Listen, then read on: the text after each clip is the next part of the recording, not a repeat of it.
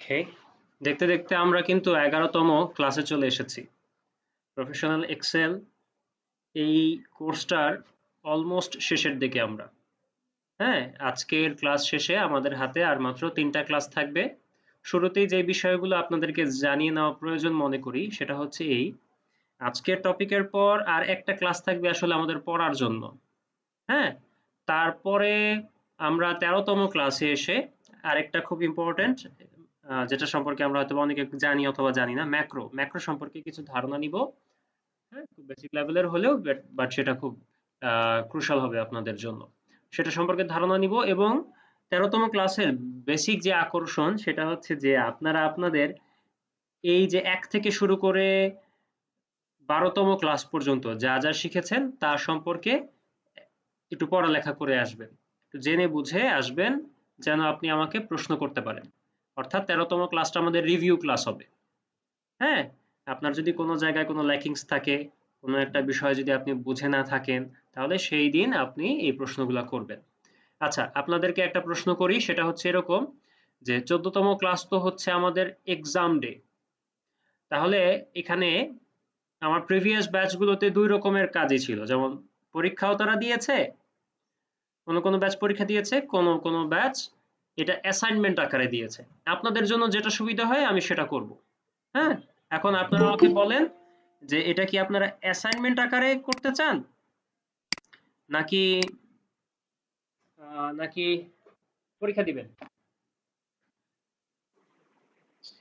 Assignment হলে সুবিধা হয়।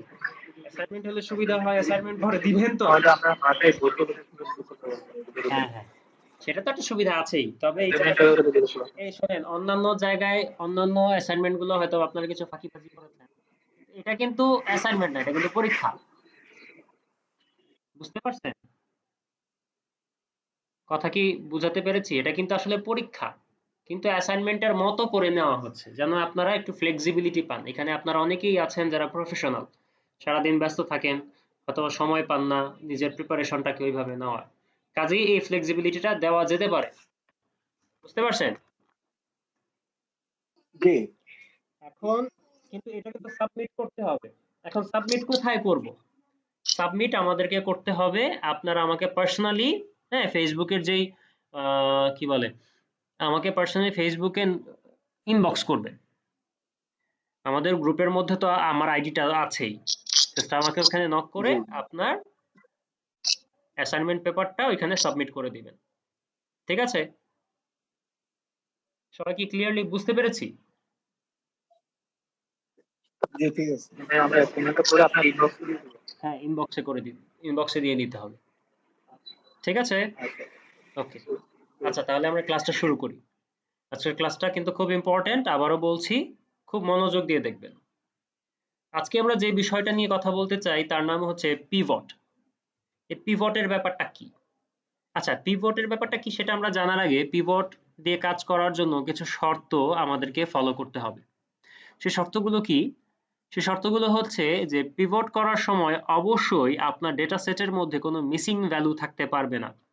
মিসিং ভ্যালু বলতে কি বুঝি? মিসিং ভ্যালু বলতে যেমন অনেকগুলো ডেটা আছে, সেখানে কোনো সেলের মধ্যে কোনো ইনপুট দেওয়া হয় নাই। হ্যাঁ, তো এরকম যদি হয় তাহলে হচ্ছে আপনার পিভট ভালো কাজ করবে না। তারপরে যে বিষয়টা সেটা হচ্ছে যে মার্জড ফাইল থাকতে পারবে না। আমরা তো সেল মার্জ করতে পারি, তাই না?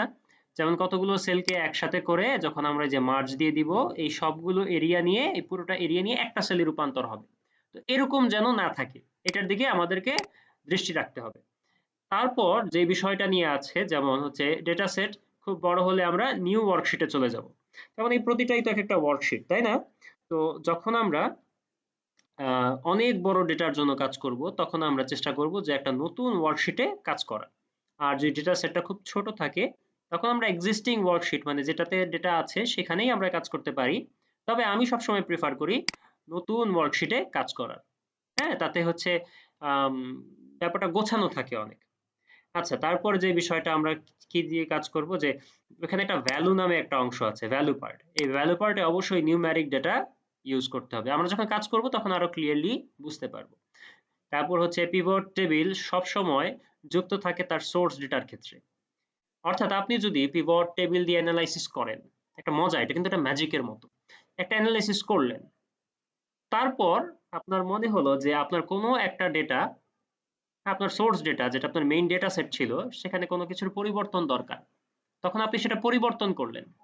এবং মজার ব্যাপার হচ্ছে যে আপনার এই পরিবর্তনের সাথে সাথে আপনার অ্যানালাইসিস অটোমেটিকলি চেঞ্জ হয়ে যাবে। মানে আপনার নতুন করে আর অ্যানালাইসিস করার প্রয়োজন নাই, আপনি নিজে থেকেই সেটা পরিবর্তিত অবস্থায়, এডিটেড অবস্থায় পেয়ে যাচ্ছেন। কিভাবে হবে এগুলো আমরা যখন কাজ করা শুরু করব আমরা ক্রমান্বয়ে দেখতে থাকব। আচ্ছা, এরকম একটা ডেটা সেট নিয়ে আমরা আজকে কাজ করব। এখানে একটা বিশাল বড় ডেটা আছে। আসেন তো দেখি এখানে কতগুলো ডেটা আছে। আমরা যদি একটু নিচের দিকে যাই আমরা দেখব যে এখানে 28,604, 28,604 না তো 8,603, 28, বিরাট বড় ডেটা কিন্তু, তাই না? 28,603টা রো আছে শুধু। তারপর তো এখানে তো কলাম আছেই। তো প্রতিটা সেলের মধ্যে তাহলে ডেটা আছে। এই সবগুলো ডেটা মিলে এটা কিন্তু হিউজ ডেটা, এটা একটা বিগ ডেটা। হ্যাঁ, তো এটা নিয়ে আমরা আজকে কাজ করব, আমাদের অ্যানালাইসিস করব। কি করতে হবে? শুরুতেই সিলেক্ট করতে হবে। তো কন্ট্রোল এ প্রেস করার মাধ্যমে আমরা পুরো এরিয়াটাকে সিলেক্ট করে নিলাম। তারপর চলে গেলাম ইনসার্টে। ইনসার্টের মধ্যে আমরা পাবো পিভট টেবিল। সবাই দেখতে পাচ্ছেন? জি দেখা যাচ্ছে। আচ্ছা, তো পিভট টেবিলে ক্লিক করি। পিভট টেবিলে ক্লিক করার পর এখানে দুইটা জিনিস পাচ্ছি। ওই যে বলেছিলাম নিউ ওয়ার্কশিট অথবা এক্সিস্টিং ওয়ার্কশিট। যেহেতু আমাদের ডেটা সেটটা বড়, কাজেই আমরা নিউ ওয়ার্কশিটে যাব, এক্সিস্টিং ওয়ার্কশিটে যাবই না। তো যেটা দেওয়া আছে সেটাই থাক এবং ওকে প্রেস করি। ওকে প্রেস করার সাথে সাথেই আমাদেরকে এরকম একটা কি দিচ্ছে, এটা ওয়ার্কশিটের মধ্যে একটা আউটলুক মানে একটা লুক দিচ্ছে কিংবা একটা ইন্টারফেস চলে এসেছে। এই জায়গাটাতে আমি এটার নাম দিয়ে দিই পিভট, যেন আমরা চিনতে পারি যে এটা কোথায় আছে। খেয়াল করে দেখেন 8-10টা ওয়ার্কশিটের মতোই দেখতে এটা, কিন্তু এখানে একটা বক্সের মতো আছে। এটাই হচ্ছে আমাদের টেবিল।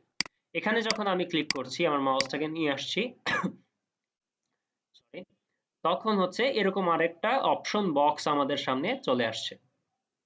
ঠিক আছে? আচ্ছা, এখন ঘটনা কি? এই যে দেখেন এখানে কিছু নাম দেওয়া আছে, এগুলো তো সেই ভ্যারিয়েবল গুলো, তাই না? দেখেন তো আমি যদি ডেটা সেটে যাই, উপরের দিকে যদি ভ্যারিয়েবল গুলো দেখি, দেখেন fiscal year, brand, week, month, region, state. হ্যাঁ, এগুলোই তো। দেখেন তো এই যে brand, week, month, region, state, এগুলোই তো এখানে, তাই না? এই ভ্যারিয়েবল গুলোর নামই তো এখানে আছে। আচ্ছা, তারপর হচ্ছে আমাদেরকে কি দিচ্ছে? ফিল্টার। এই ফিল্টার সম্পর্কে আমরা সবাই জানি। তারপর কি বলছে? Row, column, values. এখন আসেন আমরা কিছু অ্যানালাইসিস করব। কি করব? ধরেন রিজিয়নকে টেনে নিয়ে এসে রোতে ছেড়ে দিলাম।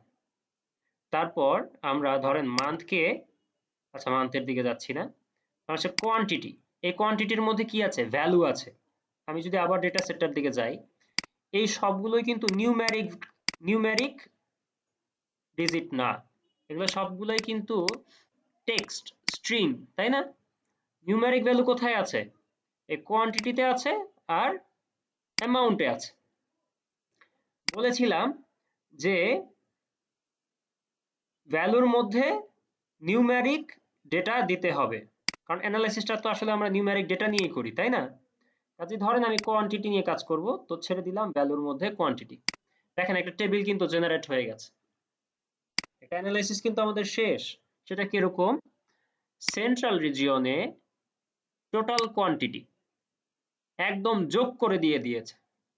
ইস্ট রিজিয়নে টোটাল কোয়ান্টিটি, নর্থ রিজিয়নের টোটাল কোয়ান্টিটি, সাউথ রিজিয়নের টোটাল কোয়ান্টিটি এবং ওয়েস্ট রিজিয়নের টোটাল কোয়ান্টিটি। মনে আছে আমরা যখন সাম করা শিখেছিলাম তখন কিভাবে সাম করেছি? তারপর খেয়াল করে দেখেন, যদি এই যে এই অ্যানালাইসিসটা আমাদেরকে যে ডেটা সেট থেকে করতে হতো, যেমন আমি খুঁজে খুঁজে বের করতাম যে দেখি তো সাউথের পরে এটা কি, সাউথ থেকে এই ডেটাটা নিতাম এবং দেখতাম যে কোয়ান্টিটির কি অবস্থা। বিশাল হ্যাসেল হতো না? মনে আছে আমরা সাম ইফ দিয়ে কাজ করেছিলাম, মনে আছে? সাম ইফ কার মনে আছে? কথা বলে না, কেউ কথা বলে না, কারো মনে নেই, তাই তো?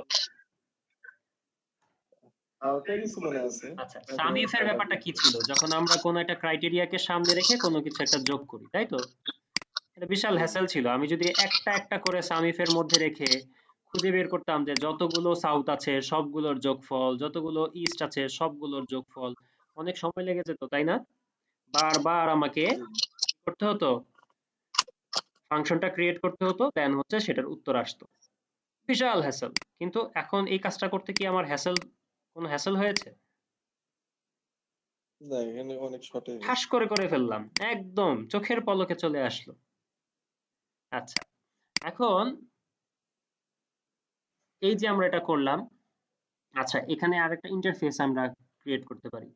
এখানে দেখতে এরকম, আপনি চাইলে এখানে আরো কিছু ইন্টারফেস আছে, সেগুলো দিয়েও আপনি কাজ করতে পারেন। যেমন এটাও আপনি ইউজ করতে পারেন, তারপর এখানে আরো আছে, এটাও ইউজ করতে পারেন, যেটা আপনার ইচ্ছা। তবে আমি প্রথমটা রাখাই প্রিফার করি, আমি এটা এইভাবে কমফোর্টেবল ফিল করি। হ্যাঁ, আপনারা যেটা খুশি সেটা ইউজ করতে পারেন। ধরেন হচ্ছে এবার আপনি এটা তো হচ্ছে আপনার রো ওয়াইজ ইনফরমেশন আসলো। এবার আপনি যদি বলেন যে না, আমি আরো আরো ডাইনামিক কোনো একটা রিসার্চ করতে চাই, তো ধরেন হচ্ছে আপনি রিজিয়ন লিখলেন, তারপর আপনি ব্র্যান্ডটাকে কলামে এনে ছেড়ে দেন। দেখেন এবার ঘটনা কি দাঁড়িয়েছে। এটা হচ্ছে সেন্ট্রাল রিজিয়নে এডিডাস টোটাল সেল হয়েছে কত? ১,০৭,৯৭৪। তার মানে কি, খেয়াল করে দেখেন, সে কিন্তু হচ্ছে কন্ডিশন খুঁজে খুঁজে বের করে আলাদা আলাদা করে সেপারেট করে করে তারপর হচ্ছে আপনাকে যোগ দিয়ে দিচ্ছে। আপনি খেয়াল করে দেখেন, সেন্ট্রাল রিজিয়নে এডিডাস টোটাল কত সেল হয়েছে, সেন্ট্রাল রিজিয়নে ম্যাক্সেয়ার ব্র্যান্ডের কত সেল হয়েছে, সেন্ট্রাল রিজিয়নে নাইকি কত সেল হয়েছে, একইভাবে ইস্ট রিজিয়নে কোন কোন ব্র্যান্ড কত সেল হয়েছে সেটা আমরা জানতে পারলাম। অ্যাট দ্য সেম টাইম আমরা এখানে গ্র্যান্ড টোটালও কিন্তু দেখতে পাচ্ছি, তাই না? যে সেন্ট্রাল রিজিয়নের টোটাল সেল, ইস্ট রিজিয়নের টোটাল সেল। আবার নট অনলি দ্যাট, এখানে যদি আমি খেয়াল করে দেখি যে এডিডাস টোটাল সেল, ম্যাক্সিয়ারের টোটাল সেল, নাইকির টোটাল সেল। তার মানে কি, একটা টেবিল, হ্যাঁ, একটা সুন্দর রিপোর্ট কিন্তু আমরা তৈরি করে ফেললাম, তাই না? বিশাল কাজ, একটা টেবিল খুব ছোট্ট পরিসরেই কিন্তু খুব স্বল্প সময়ের মধ্যে আমরা শেষ করে ফেললাম। এই কাজটা যদি আমরা ম্যানুয়ালি করতাম, অনেক সময়ের দরকার ছিল। একদম রেডি, রিপোর্ট রেডি, জাস্ট এইটাই এখন আপনি ইউজ করতে পারেন, এইটাই সামারি, তাই না? বুঝতে পারলাম সবাই? জি আচ্ছা, এবার খেয়াল করে দেখেন, আপনি হয়তো এখন আমরা যেটা শিখবো সেটা হচ্ছে যে মাল্টিপল পিভট টেবিল। হ্যাঁ, মাল্টিপল পিভট টেবিল শিখবো। এখন মাল্টিপল পিভট টেবিল তৈরি করার জন্য মানে আমাদের তো একটা অ্যানালাইসিস করলে হবে না, আমাদের তো অনেক সময় অনেকগুলো অ্যানালাইসিস করার দরকার পড়বে, তাই তো? এখন জি অনেকগুলো অ্যানালাইসিস করার জন্য আমরা কি বারবার পিভট টেবিল নিব, নাকি একই পিভট টেবিলে বারবার করা সম্ভব? এখানে একটা ট্রিক আপনাদেরকে শেখাই, সেটা হচ্ছে আমি বারবার করব না। আমি কি করলাম, এই যে এই পিভট টেবিলটাকে জাস্ট কপি দিলাম, কন্ট্রোল সি দিয়ে কপি, এবং একটু গ্যাপ দিয়ে এনে পেস্ট করে দিচ্ছি, কন্ট্রোল ভি দিয়ে পেস্ট করে দিলাম। দেখেন এটাও একটা পিভট টেবিল, এটাও কিন্তু সেম পিভট টেবিল, তাই না? কিন্তু দেখেন এখান থেকে যখন আমি ব্র্যান্ডটাকে সরিয়ে দিলাম, এটা একটা আলাদা পিভট টেবিল হয়ে গেছে, মানে এটা একটা আলাদা অ্যানালিসিস। বুঝতে পারলাম? তার মানে এই একটা জি অ্যানালিসিস হয়ে গেল আপনার, এই যে আরেকটা অ্যানালিসিস হয়ে গেল। আসেন এবার আবার কপি দিব, কপি দেওয়ার পর ২ ঘর গ্যাপ দিয়ে আমি আবার পেস্ট করলাম এটাকে। পেস্ট করার পর ধরেন এবার আমি আরেকটা অ্যানালিসিস করতে চাই, সেটা হচ্ছে ব্র্যান্ডটাকে সরিয়ে দিচ্ছি, মান্থকে নিয়ে আসছি। দেখেন, আচ্ছা এবার একটু চেঞ্জ করে দিই, মান্থকে নিয়ে আসি রোতে, রিজিয়নকে নিয়ে যাই কলামে। দেখেন মান্থ ওয়াইজ প্রতিটা রিজিয়নের কি অবস্থা। আচ্ছা রিজিয়নকে সরাই দেই, ব্র্যান্ডকে রাখি। দেখেন প্রতি মাসে কোন ব্র্যান্ড কি পরিমাণ সেল হয়েছে আমাদের চোখের সামনে স্পষ্টভাবেই সেটার রিপোর্ট চলে আসছে। তাহলে কিন্তু দেখেন ৩টা রিপোর্ট আমরা তৈরি করে ফেলেছি ঠাস ঠাস করে। কোনো দেরি লেগেছে? কোনো দেরি লাগেনি। আবার কমা দিচ্ছি, আবার কপি দিচ্ছি, কপি দিয়ে আবারও ধরেন পেস্ট করে দিলাম। এবার আরেকটা কাজ করব, কোনটা করব, এতক্ষণ তো কোয়ান্টিটি দিয়ে কাজ করেছি, তো এবার কোয়ান্টিটিটাকে সরিয়ে দেই, সরিয়ে দিয়ে কাকে আনবো, অ্যামাউন্টকে। ব্যাস, অ্যামাউন্টকে নিয়ে আসলাম। তার মানে এবার অ্যামাউন্টের কাজ হচ্ছে। আবার আপনি যদি চান, আপনি যে প্রশ্ন করতে পারেন যে ভাই আমি তো এখানে জানুয়ারি রেখেছি শুধু রোতে, হ্যাঁ, সরি আমি মান্থকে রেখেছি। আমি এখানে মাল্টিপল ভ্যারিয়েবল ইউজ করতে পারবো? হ্যাঁ, অবশ্যই পারবো। এবার এখানে মান্থ আছে, মান্থের পর আপনি চাইলে এখানে ইয়ার, কোথায় ইয়ার গেল, কোথায় ইয়ার গেল, কোথায়, এই যে ইয়ার, ইয়ারকে নিয়ে আসেন, এই যে আমি উপরে এনে ছেড়ে দিলাম, দেখেন এখন কিন্তু ইয়ার ওয়াইজ আলাদা হয়ে গেছে। 11-12 অর্থ বছরের জানুয়ারি থেকে ডিসেম্বরের রিপোর্ট, তারপরে কি 12-13 অর্থ বছরের এপ্রিল থেকে ডিসেম্বর পর্যন্ত রিপোর্ট। আলহামদুলিল্লাহ, কি বুঝতে পারলাম সবাই? জি। তাহলে কাজটা কি কঠিন না সহজ?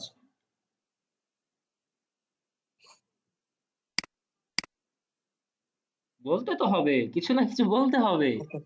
বুঝতে পেরেছেন আপনারা? সহজে মনে হচ্ছে। হ্যাঁ, আপনারা কি বুঝতে পেরেছেন? প্র্যাকটিস করলে বোঝা যাবে। এখন এখন প্র্যাকটিস তো করলে বোঝা যাবে, আপনারা করবেন কিনা প্র্যাকটিস সেটা বলেন।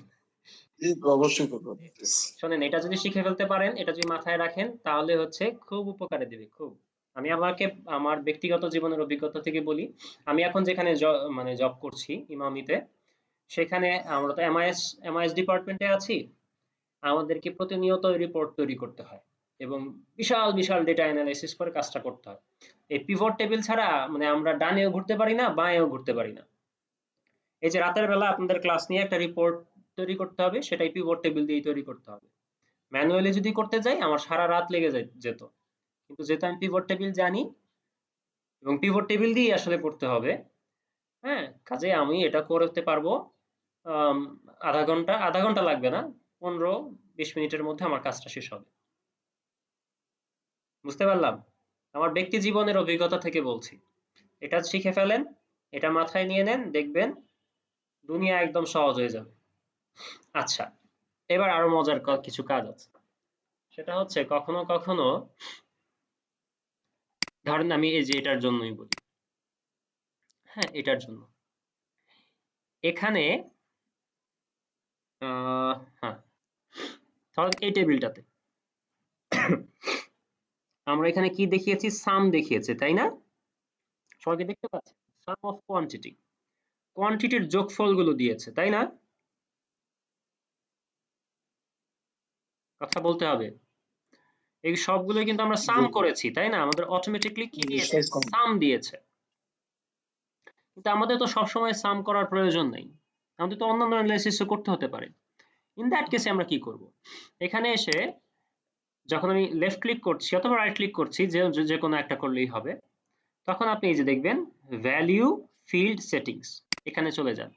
চলে যাওয়ার পর আপনি দেখবেন যে এখানে সাম করা যায়, কাউন্ট করা যায়, এভারেজ করা যায়, ম্যাক্সিমাম মিনিমাম বের করা যায়, প্রোডাক্ট করা যায়, শিখেছিলাম কি স্ট্যান্ডার্ড ডেভিয়েশন, এগুলো শিখেছিলাম না, ভ্যারিয়েন্স, এগুলো তো আমরা হচ্ছে সেকেন্ড ক্লাসে দেখেছিলাম, তাই না? তো আসেন এখন অ্যাভারেজটা দেখি, অথবা কাউন্ট অ্যাভারেজ, এটাই দেখ, এখন অ্যাভারেজ দেখি, অ্যাভারেজটাকে সিলেক্ট করলাম, ওকে দিলাম।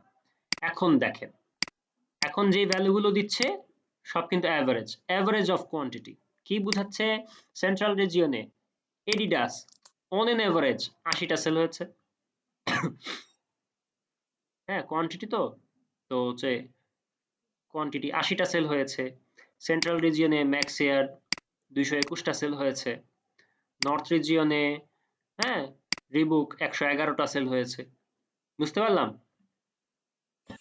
জি, তাহলে আমরা যদি আমাদের অ্যানালাইসিসের ধরন, মানে কি বলবো, মেজারিং স্কেলটাও যদি চেঞ্জ করতে চাই, সেটাও তো তাহলে খুব সহজে করা যাচ্ছে, তাই না? আবার খেয়াল করে দেখেন, আমি বলেছিলাম ফিল্টারের কথা। তো ফিল্টারের কথায় আমরা যদি বলি তাহলে কি করব, ধরেন হচ্ছে এখানে কি আছে, ব্র্যান্ড আছে, রিজিয়ন আছে, তারপর আমরা চলে যাব হচ্ছে উম, কোনটাকে রাখবো ফিল্টারে, ধরেন ইয়ারকে রাখলাম ফিল্টার। এখন দেখেন এখানে হচ্ছে আপনার 2টা অর্থ বছরের ইনফরমেশনই আছে। এবার আপনি ফিল্টার করবেন, এই যে সিলেক্ট মাল্টিপল আইটেমস, এটা সিলেক্ট করে দেন। দেন আপনার মনে হচ্ছে যে না, শুধু 11-12 অর্থ বছরেরটা দেখবো, আর কোনোটা দেখবো না। তো 11-12 অর্থ বছরকে সিলেক্ট করে ওকে দিয়ে দেন। দেখেন এখন যে ডেটা অ্যানালাইসিসটা দিচ্ছে কিংবা যেটা দিচ্ছে সেটা শুধু 11-12 অর্থ বছরের জন্য প্রযোজ্য। 12-13 অর্থ বছরের ডেটাগুলোকে সে আর নিচ্ছেই না। বুঝতে পারলাম? জি। তাহলে ফিল্টারিং করাটাও সহজ। ফিল্টারিং করে অ্যানালাইসিস করা তো কোনো ইস্যুই আর না। বলছিলাম যে এই যে আমার ডেটা টেবিল কিংবা এই যে আমার পিভট টেবিল, সেটা তার সোর্স ডেটার সাথে লিঙ্কড আপ, তার সাথে সম্পর্কযুক্ত। হ্যাঁ, কিভাবে? আপনি খেয়াল করে দেখেন, আপনার কাছে মনে হচ্ছে যে ইস, আমি যদি এরকম করতে পারতাম, ফিল্টার করে সেন্ট্রাল রিজিয়নে যত এডিডাস আছে সবগুলোকে যদি আলাদা একটা ওয়ার্কশিটে নিয়ে যেতে পারতাম, তাহলে আমি একটা অন্য রকমের কাজ করতে পারতাম। অথবা আপনার বস বলছে যে বুঝলাম অ্যানালাইসিসটা, কিন্তু আপনি আমাকে শুধু এডিডাসের যে ডেটা সেট সেটা শুধু দেন, সেন্ট্রাল রিজিয়নের এডিডাসের যে ডেটা সেট শুধু সেটা দেন। কিচ্ছু করতে হবে না, জাস্ট এখানে এসে ডাবল ক্লিক করেন। দেখছেন, এটা আলাদা ওয়ার্কশিট তৈরি হয়েছে।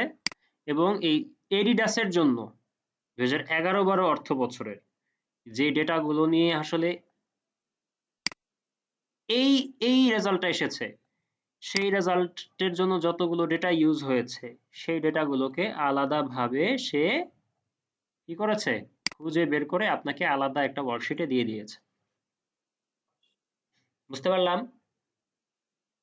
জি পারা যাবে কি যাবে না? যাবে। সরি, পারা যাবে? যাবে। হুম, যাওয়া উচিত, যাওয়া উচিত। এত সহজ একটা বিষয় যদি এরপরেও নেওয়া যায় তাহলে তো কষ্ট লাগবে। আচ্ছা, এটা ডিলিট করে দিই, এটার প্রয়োজন নেই আসলে। আচ্ছা, তাহলে আমরা দেখলাম যে মাল্টিপল পিভট টেবিল কি করে তৈরি করা যায় খুব সহজে, কি করে অ্যানালাইসিস করা যায়, কি করে আমরা ফিল্ডটাকে চেঞ্জ করে দিয়ে, মানে আমাদের মেজারিং স্কেলকে চেঞ্জ করে দিয়ে আমরা অন্য রকমেরও ক্যালকুলেশন করতে পারি। হ্যাঁ, আমরা আর কি কি দেখেছি, যে একই রোতে অথবা একই কলামে আমরা মাল্টিপল ভ্যারিয়েবল ইউজ করতে পারবো, যত খুশি ইউজ করতে পারবো, কোনো সমস্যা নেই। হ্যাঁ, এখন আমরা যেটা নিয়ে একটু কথা বলতে চাই সেটা হচ্ছে যে এটা দিয়ে কিন্তু, আচ্ছা, এটা বলার আগে একটা জিনিস দেখাই। ধরেন হচ্ছে আপনি ভুল করে এটাকে ক্রস করে দিলেন, আপনাদের মাইক্রোফোনগুলো অফ করে দিন, নাহলে হচ্ছে ব্যাড একটা সাইড নয়েজ আসে। আচ্ছা, যেটা বলছিলাম, আমি কিন্তু পিভট টেবিলের ওই যে ওটাতে ক্রস দিয়ে দিয়েছি। এখন যদি আমি ক্লিক করি দেখবেন যে ওটা আর আসছে না। তো এটা যখন আসছে না তখন আপনাকে বুঝতে হবে যে আপনি কেটে দিয়েছেন, আপনাকে এটা আবার আনতে হবে। তো অ্যানালাইসিসে চলে যান, ফিল্ড লিস্টে ক্লিক করেন, আবার চলে আসবে। বুঝতে পারলাম?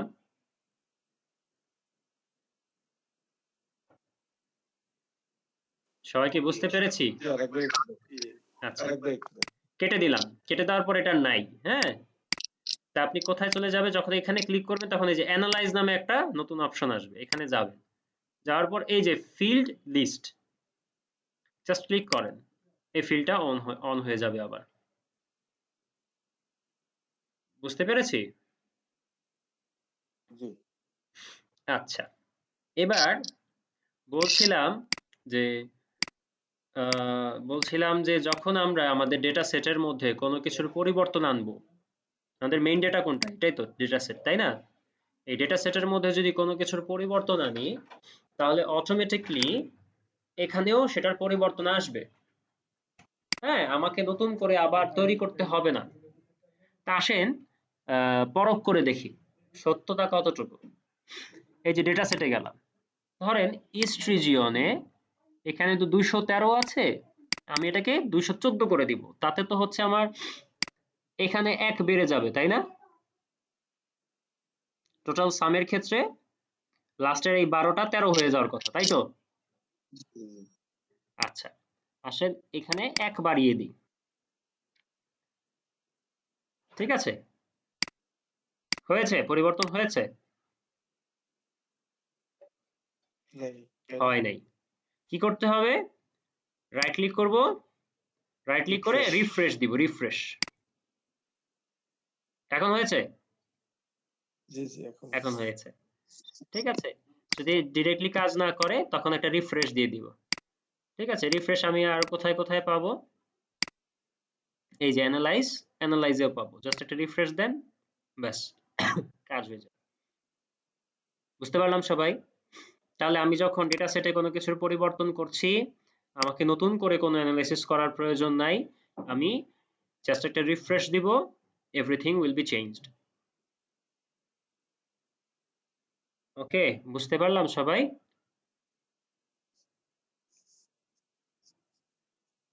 জি আমি পেরেছি। জি জি। ওকে, নাইস। এবার আরেকটা জিনিস আমরা শিখব, সেটা একটু মনোযোগ দিয়ে দেখেন। সেটা হচ্ছে আমাদেরকে কখনো কখনো আচ্ছা এগুলো কেটে দিই, এগুলোর প্রয়োজন, এতগুলোর প্রয়োজন নেই। ঠিক আছে, কারণ এই দুটো রাখি শুধু, ফিল্টার থেকে এটা সরিয়ে দিই, তো এটার প্রয়োজন নেই। আচ্ছা, কারণ এটার জন্য আমি গ্রাফ বানাবো। আমার ডেটার যেই সামারি, সেটা তো আমি দেখে বুঝতে পারছি। হয়তোবা ডেটা সম্পর্কে যাদের আইডিয়া আছে, যারা ডেটা নিয়ে খেলতে পারে, তারা হয়তোবা খুব ভালোই বুঝবে যে হ্যাঁ এটা দিয়ে কি বোঝাচ্ছে।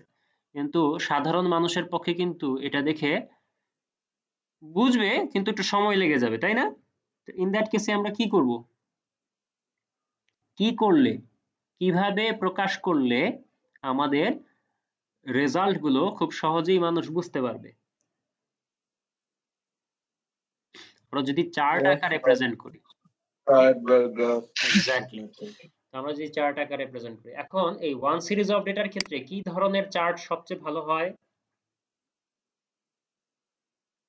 পাই চার্ট হতে পারে। Exactly, column pie chart. Pie চার্টটাই সবচেয়ে ভালো, সবচেয়ে সুন্দর। আমি এটা সিলেক্ট করলাম, হ্যাঁ এরিয়াটাকে সিলেক্ট করলাম, তারপর চলে গেলাম অ্যানালাইজে। অ্যানালাইজ থেকে এই যে দেখেন পিভট চার্ট, ক্লিক করি।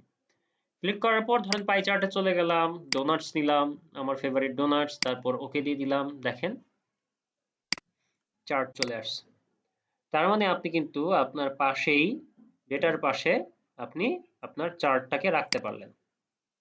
ঠিক আছে, এটার জন্য একটা চার্ট নিই, এটার জন্য তো একটা চার্ট বানানো পসিবল, তাই না? সিলেক্ট করি, অ্যানালাইজে যাই, পিভট চার্টে যাই, তারপর হচ্ছে ধরেন হচ্ছে এটা দিয়ে কোনটা নিব, ধরেন হচ্ছে কলাম চার্টটাই নিই। ওকে দিয়ে দিচ্ছি, ব্যাস কলাম চার্ট তৈরি হয়ে গেল। এটাও আমি পাশে রাখি।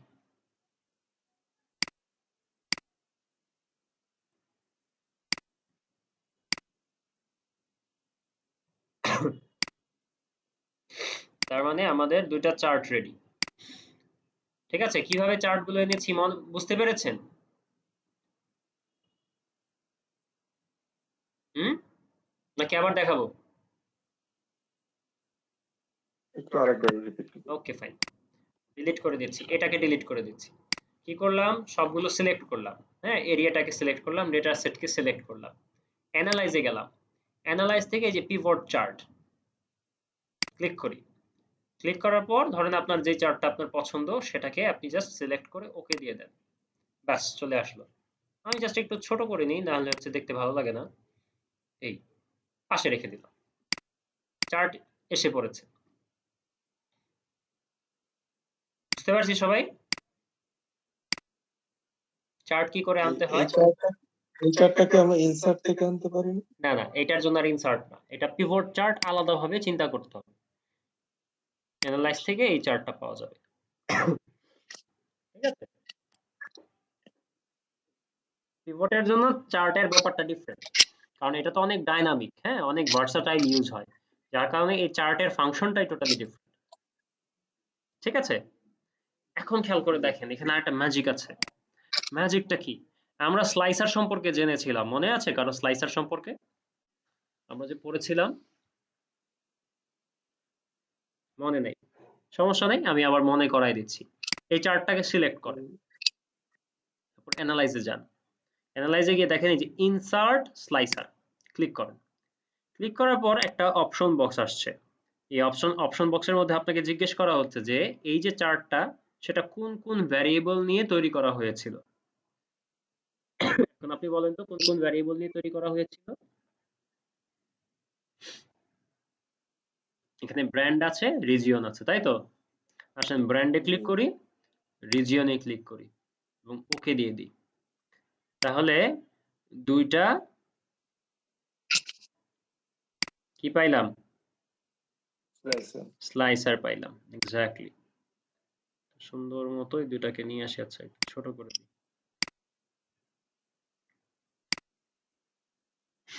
ঠিক আছে, এবার সেন্ট্রালে ক্লিক করি, দেখেন ফিল্টার হচ্ছে, এট দ্য সেম টাইম গ্রাফও পরিবর্তন হয়ে যাচ্ছে।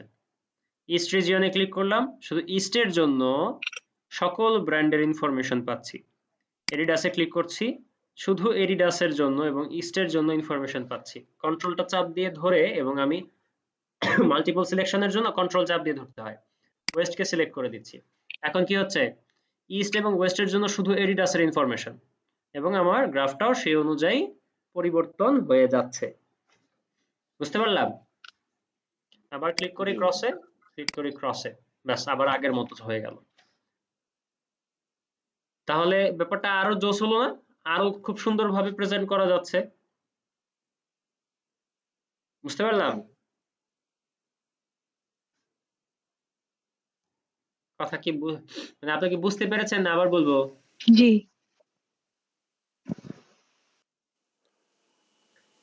স্লাইসারটা কি আমরা ইনসার্ট বাটন থেকে ক্লিক করে নিয়ে আসলাম? ইনসার্ট জায়গাটা না, একটু মিস এই হয়ে যে গেল। এখানে সিলেক্ট করলাম, এই চার্টটাতে সিলেক্ট করলাম, তারপর চলে গেলাম অ্যানালাইজে। অ্যানালাইজ থেকে এই যে ইনসার্ট স্লাইসার। বুঝতে পেরেছি? জি। ওকে দেন। তাহলে এতটুকু বুঝতে পারলে আজকে আর নতুন করে কিছু দেখব না। এখন বলেন এর মধ্যে কে কি বুঝেন নাই? যেহেতু ব্যাপারটা কমপ্লেক্স, বেশি দিয়ে লাভ নেই। এরপরে হচ্ছে আমরা শিখব যে এটা দিয়ে ড্যাশবোর্ড কি করে বানাতে হয় এবং স্লাইসার গুলোকে কানেক্ট কি করে করতে হয়। একটার সাথে আরেকটা কানেক্ট করে আমরা আরো ডাইনামিক ভাবে কি করে কাজ করতে পারি। At the same time dashboard কি করে বানাতে পারি। আমরা আর পাওয়ার পয়েন্টের কোনো সহযোগিতাই নিব না জীবনে। পাওয়ার পয়েন্ট অবশ্যই জরুরি একটা টুল, কিন্তু পাওয়ার পয়েন্টের সহযোগিতা ছাড়াই আমরা ডেটা প্রেজেন্ট করা শিখব। হ্যাঁ, এক্সেল দিয়েই আমরা ডেটা প্রেজেন্টেশন তৈরি করব। তারপর আমরা কবে শিখবো? হ্যাঁ নেক্সট ক্লাসে শিখব। ক্লাসে। ঠিক আছে। আচ্ছা, কে আসলেন একটু পরে?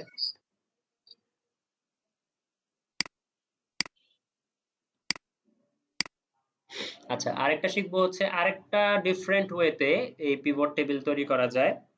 হ্যাঁ, সেটাও আমরা শিখবো। তবে আজকে এই যতটুকু দেখেছি, এটা যদি ক্লিয়ার না হয় তাহলে আগামী ক্লাস আপনাদের জন্য ভয়ঙ্কর হয়ে দাঁড়াবে। মাথার মধ্যে কিছুই ঢুকবে না। কাজেই এখন বলেন যে এইটাতে আপনাদের কনসেপ্ট ক্লিয়ার হয়েছে কিনা, যা যা দেখেছেন তা বুঝেছেন কিনা, বাসায় একটু প্র্যাকটিস করলে পরে পারবেন কিনা। আই হোপ আপনাদের পারা উচিত। প্র্যাকটিস করলে বোঝা যাবে। হ্যাঁ, ভিডিওটা যখন পেয়ে যাবেন নেক্সট ক্লাসের আগে অবশ্যই একটু নিজেকে ঝালিয়ে আসবেন।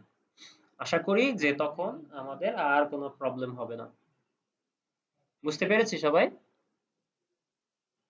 আচ্ছা, আমার একটু করে সেটা হচ্ছে ভ্যালুর ওখানে একটু দেখানো যে অ্যাভারেজ কাউন্ট হ্যাঁ হ্যাঁ একটু যদি আরেকবার হ্যাঁ, শিওর দেখতেন। শিওর। এই যে ভ্যালুর এখানে আমরা এটা তো অ্যাভারেজ করেছিলাম, এখানে সাম ছিল, আমরা অ্যাভারেজে রূপান্তর করেছি। আবারও ক্লিক করি, এই যে ফিল্ড ভ্যালু সেটিংস এ যাই, সেখান থেকে আমরা কাউন্টে নিয়ে যেতে যদি চাই, কাউন্ট মানে কয়টা সেল হয়েছে, তো কাউন্টে নিয়ে গেলাম, ওকে দিয়ে দিলাম, দেখেন চেঞ্জ।